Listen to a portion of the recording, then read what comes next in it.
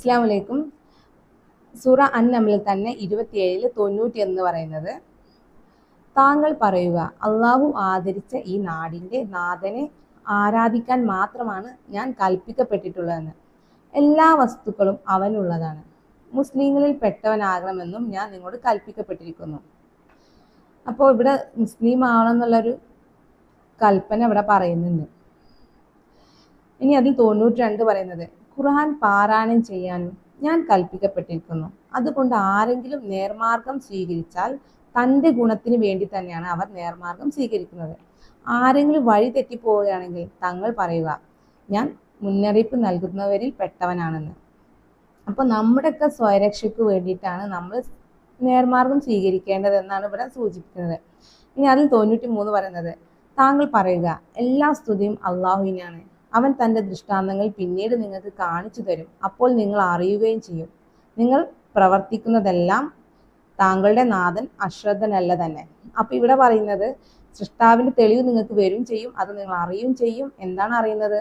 നമ്മളുടെ നാഥൻ എല്ലാം നമ്മളെ കാണുന്നുണ്ട്, കേൾക്കുന്നുണ്ട്, അറിയുന്നുണ്ട് എന്നുള്ള സൂചന. അതാണ് ഇവിടെ പറഞ്ഞ് അവസാനിപ്പിക്കുന്നത്.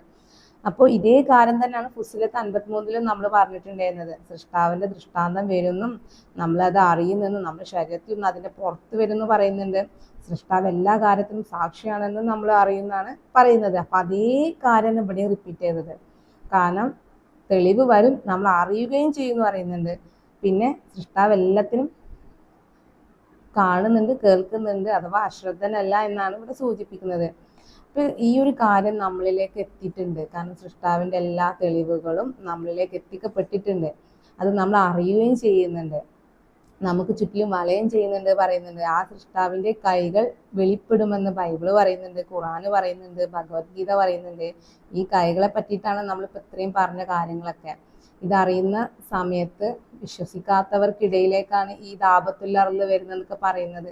അപ്പം നമ്മൾ എവിടെ എത്തി എന്നുള്ളത് നമ്മൾ ഖുർആൻ വഴി നമ്മൾ മനസ്സിലാക്കാൻ ശ്രമിക്കാം.